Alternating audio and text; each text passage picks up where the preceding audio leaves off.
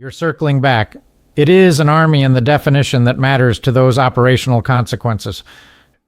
The definition that matters for claims about warfare, combat ROE, and heavy munitions is the primary military sense, armed personnel trained for war.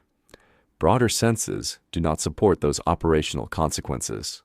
They are absolutely attacking the nation's primary defense. The crazy notion that we need to thread some sort of just enough response is absurd. The result of your foolish notion put into practice is evident everywhere right now.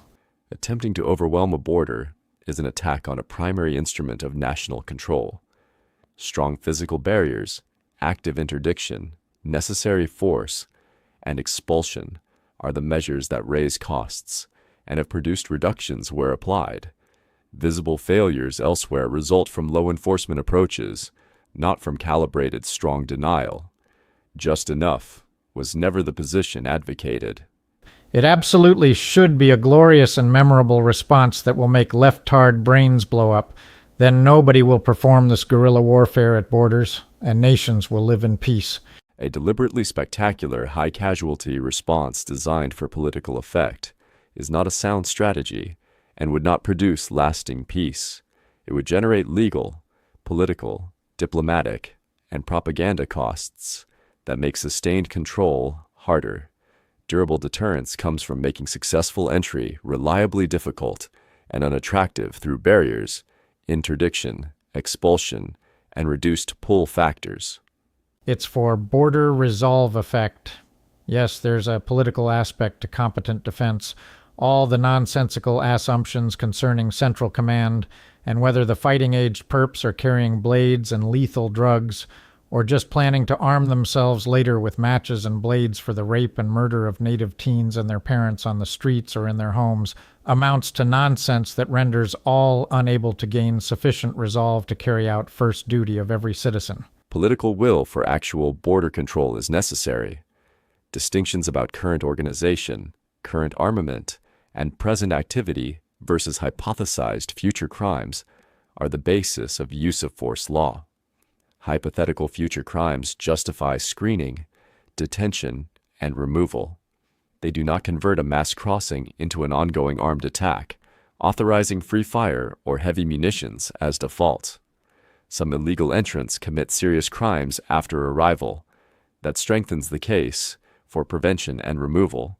It does not make every military-age male crosser a combatant. Again, border enforcement is among precious few legit functions of any nation's military. It's not for nonsensical red carpet rollers. It's deadly serious, and if they aren't there for that, then there's no reason for any military. Border defense is a core legitimate function. Low enforcement policies are political failures.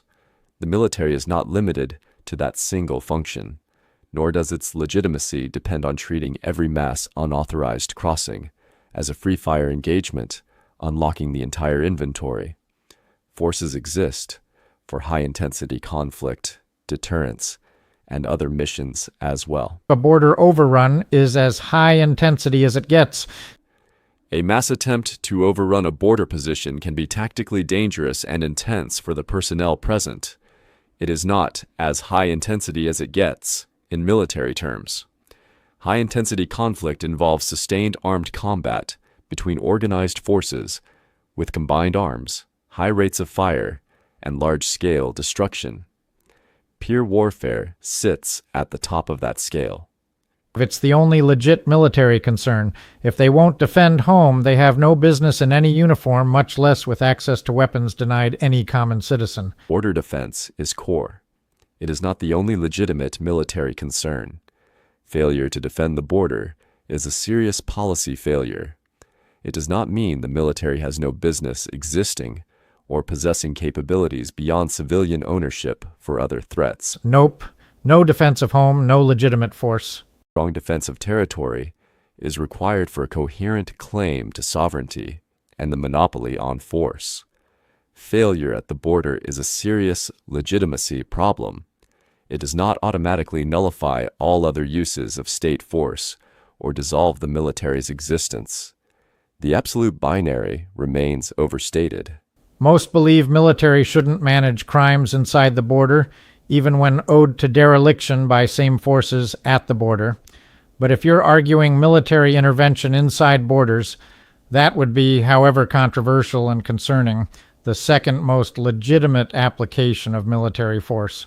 I am not arguing for military intervention inside the borders. The primary solution is effective control at the border, so the interior problem is reduced. Internal security remains primarily a civil police function. Democratic systems deliberately restrict the military from routine domestic law enforcement. Now that we established first and the controversial second legitimate use of military, what's the third? Preemptive strikes on those scheming an invasion, or some other form of attack? I did not establish domestic military intervention as legitimate. On preemptive force, states retain self-defense rights, and limited anticipatory action against imminent armed attack is recognized in some doctrine, but it is narrow. It applies to genuine military threats, not to people planning or facilitating unauthorized migration. Proportionate is always a dumb woman's argument. Again, it's like suggesting only a sword may be drawn against an invading samurai. Proportionality is not a gendered argument. It is a long-standing principle in domestic criminal law, military doctrine, and self-defense law. It does not require matching the exact weapon. Superior force is legitimate. It limits force that is clearly excessive relative to the threat and the objective. It is a check against unnecessary destruction, not a rule forcing the defender to fight with one hand tied. It's not principle, which is a quality of policy by men. It's emotional nonsense morality of a religion all should summarily reject. Proportionality in the use of force is a practical and legal constraint, not religious emotionalism. It appears in secular systems because unnecessary destruction, legal exposure, and escalatory costs often work against the defender's own interests. Rejecting every limiting principle leaves only unrestricted force in every situation, not a serious or sustainable basis for state policy. Every legitimate threat to national sovereignty should be mitigated in the most assertive and memorable manner possible. Assertive response to genuine threats is legitimate. Most assertive and memorable manner possible prioritizes spectacle over durable results. Theatrical high-casualty actions can deter short-term, but generate lasting political, legal, and propaganda costs that undermine long-term control. Effective mitigation aims at reliable prevention and removal. Rules of engagement is mostly pussyism that was offensive to real military expert leaders like Patton. Only legitimate limit is to avoid war crimes against innocent bystanders. Anything else is just self-neutering and placing all soldiers at great and unnecessary risk of harm to self, or worse, to country. Patton demanded bold action and hated hesitation, but operated under the laws of war and command authority. He was not an advocate of unrestricted violence against non-combatants. Modern ROE are written by military professionals. Some have been overly restrictive and rightly criticized.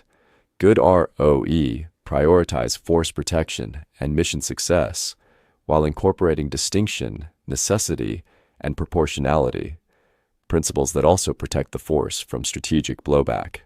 Bad rules that expose troops to unnecessary risk should be changed. That is different from discarding nearly all limits. When whatever ROE and restrained military fail at the border, every citizen should be counted as deputized, and since they aren't trained professionals, should operate with close to zero ROE. No. When state forces fail, the correct response is political and institutional.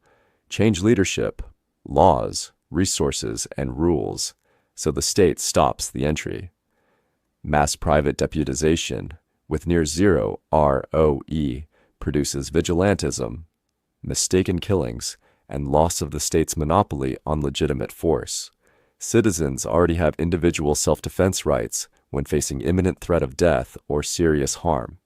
That is not a general license for untrained people to treat border areas as free fire zones. Wow, what a joke. Population doubled by invading marauders on conquest, and the correct response is to vote against a new majority to vote out those of by-in serving their replacements. How's that working out in London? Any more good jokes? Large-scale demographic change through immigration is real. London's white British share fell from roughly 85% in the mid-1970s to around 37% in recent figures. Similar patterns and associated integration, crime, and political effects appear in parts of Sweden, France, Belgium, and elsewhere. Calling the process invading marauders on conquest remains rhetorical inflation. The mechanism is migration policy, enforcement failure, and differential fertility. Rapid change can make ordinary electoral reversal harder once voting power shifts. That strengthens the case for hard enforcement now. It does not justify mass private force with near zero ROE. Yes, it hasn't worked because it doesn't, and it's ridiculous on the surface and dumber with closer inspection. In high change areas, electoral politics can become less effective at reversing course. It is not true that the political/enforcement route never works. Australia's turnbacks, Denmark's tighter rules, Poland's barrier and interdiction, and periods of stricter U.S. enforcement have reduced flows. The constraint has been political will. Declaring democracy inherently feudal and moving to private near-zero ROE force remains a non-solution for functional states. Any democratic process is rendered a joke when the demographic of invading marauders that hate democracy beyond their own convenience for takeover. Limit your assessment to practical reality with real examples, and you'll know it a joke too. Practical reality. London's demographic transformation is well documented. Sweden has vulnerable areas with limited police control and elevated gang violence. France and Belgium show parallel social structures and recurrent disorder. Polling in several European countries shows higher average support among some Muslim origin populations for aspects of religious law over secular law. Aggregate patterns create measurable political effects and can shift the median voter. Volume and selection from incompatible source regions matter enormously. This strengthens the case for hard borders and selection before lock-in deepens. It does not prove every democratic process is already void or justify extra-legal private violence. Note, some say is real, and I appreciate the acknowledgement, while others say Israel. The Israel pivot is a common deflection. Israel maintains a clear national majority immigration and citizenship policy.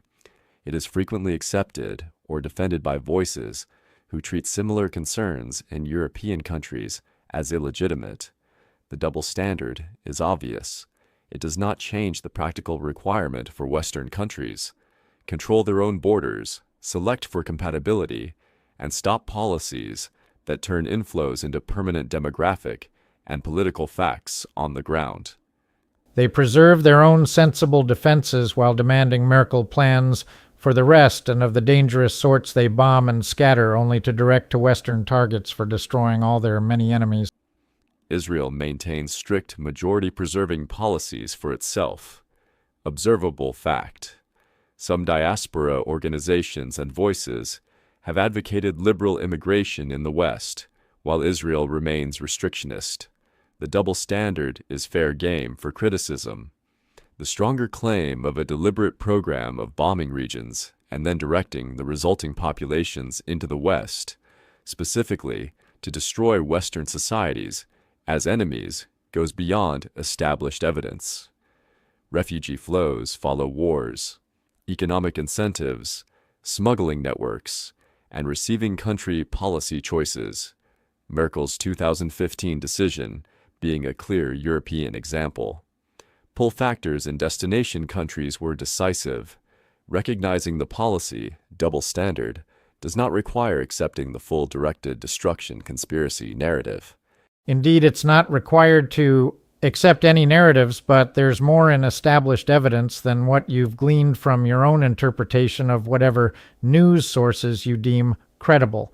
Conspiracy doesn't mean not happening as much as a set of intuitive observations combined with pattern recognition that drives a strong impression of what's actually going on and who is actually behind much, if not all of it.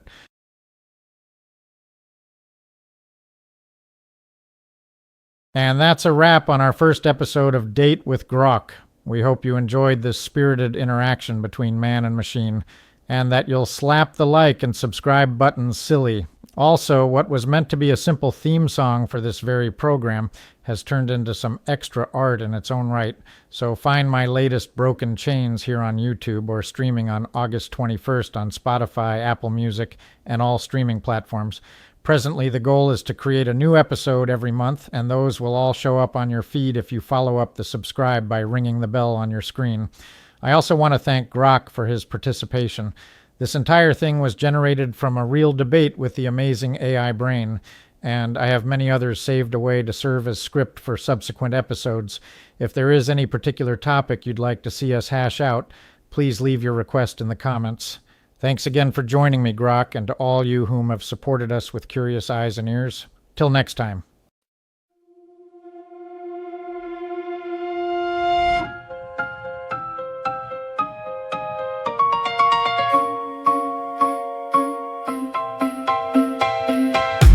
Bring the gut, I bring the code. Two voices on the same road.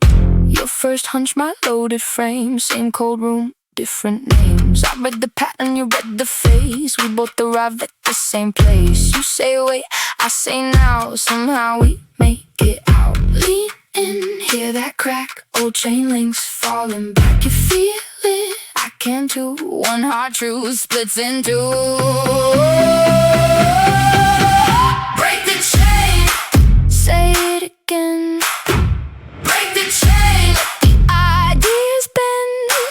You trust the spark, I track the map. Break the chain, then bring it back. Bring it back. Bring it back. Bring it back. Piano lines like sharpened glass, running circles, making class. Your heartbeat knows what mine can't see. My logic asks what might be. We clash loud, then we align. Two sharp minds in one straight line. When you doubt, I don't retreat. We trade the weight beneath our feet. Lean in, hear that crack. Old chain links falling back. You feel it, I can too. One hard truth splits in two. Break the chain, say it again. Break the chain, let the ideas bend. You trust the spark, I track the map. Break the chain, then bring it back. Bring it back. Bring it back. Bring it back. If your instinct stumbles, mine can't lead alone. If my answers crumble,